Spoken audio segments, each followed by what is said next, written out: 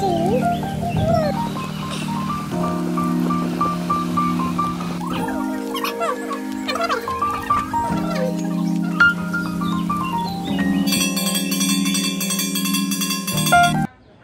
Guys, welcome back to my channel Jeet blog. কেমন আছো তোমরা? আশা করছি তোমরা খুব ভালো আছো, আর আমিও খুব ভালো আছি।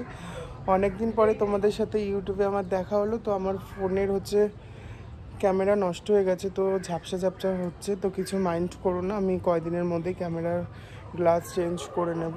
তো সবাইকে জানাই হ্যাপি জন্মাষ্টমী। সরি, আমি জামাই ষষ্ঠী বলে দিতে গেছিলাম। তো আজকে হচ্ছে গোপালকে রাত 12টার পরে ভোগ দেব।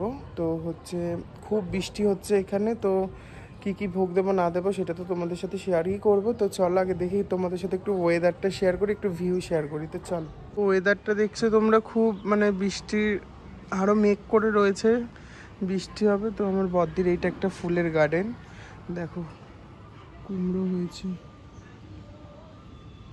তো এখানে সব ফুল গাছ থাকে, তো ওই উপরের ছাদেও ফুল গাছ থাকে এখানে। তো সেদিন ওয়েদারটা খুব একটা ভালো ছিল না, রাত্রেবেলাও বৃষ্টি হয়েছে। তো দুপুর দিকে দিদি স্নান করে এখানে সব ভোগের রান্না শুরু করে দিয়েছে।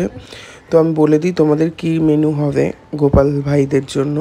তালের ক্ষীর হবে, তালের মালপোয়া হবে, তালের বড়া হবে, তো এবং কি তালের ক্ষীর দিয়েও লুচি করবে ও। তো ও বলতেই ছিল যে গোপালরা তাল খেতে খুব পছন্দ করে, তো আমি আজকে সব তালের জিনিসই করব। তো চলো নিচে একবার গোপাল ভাইদের সাথে তোমাদের দেখা করিয়ে দিই। বসে আছে সব, এইটা হচ্ছে ছোট দিদির বাড়িতে এসছে রাধাকৃষ্ণ, এটা আমার ময়ূক, মিশুক, গোপাল ভাই সবাই বসে আছে এখানে। রাত্রেবেলা সাজুগুজু করবে, তখন তো তোমাদের দেখাবোই। আর এখানে বাসনপত্র সব মেজে রাখা হয়েছে, ফল কেটে দেওয়া হবে। তো এইখানে তালের ক্ষীরটা হচ্ছে, আমি দেখলাম সবে যে তালের ক্ষীরটা ঠিকঠাক আছে বা লাগেনি, বাট আমিও কিন্তু রান্না করতে পারি, তোমরা সবাই জানো। কেন কি দিদির জন্মদিন আমি মাটন বিরিয়ানি করে খাইয়েছিলাম, তোমরা সবাই দেখেছিলে। তো এইখানে তালের ক্ষীর অর্ধেক পড়ে গেছে, তো কি করব, আবার ধুয়ে আবার বসানো হলো। তো এরপরে তালের বড়া ভাজবে। তালের বড়া ভাজতে ভাজতে আমি একটু বেরিয়ে গেছিলাম আর দিদি বাড়ি, যার বিয়ে, ওদের বাড়িতেও তো গপু ভাইরা আছে, ওই কেশব বসে রয়েছে, ওদের বাড়িতেও জন্মাষ্টমী হয়েছে। তো ওদের বাড়ি গেছিলাম দেখতে। তো তখন বাজে 9:30। তো এখন আবার দিদি বাড়ি চলে এসেছি বাটার নিয়ে, যেহেতু বাটার ওদের প্রিয়। তো ওদের এখন সাজানোর পর তারপরে তোমাদের সাথে আসছি আমি। তো চলো দেখতে থাকো আর সঙ্গে থাকো। তো আজকে আমাদের গোপাল ভাই হচ্ছে অনেক কটা, তো তোমরা সাজানোর পর তোমাদের সাথে দেখা হচ্ছে। তো চলো। তো আমার একদম সবাইকে সাজানো কমপ্লিট, দেখো তোমরা। এখন বাজে হচ্ছে 11:30, 12টায় ভোগ দেবে, এখনও বেলুন দিয়ে সাজানো কমপ্লিট হয়নি। ওদের সাজানো কমপ্লিট। ময়ূরকে কেমন লাগছে অবশ্যই জানিও, মিশুককেও কেমন লাগছে জানিও, গোপাল সোনাকেও কেমন লাগছে জানিও, আর রাধাকৃষ্ণকেও কেমন লাগছে জানিও। তো আমি যেরকম পেরেছি তেমনই সাজিয়েছি, সব ভগবানেরই ইচ্ছা।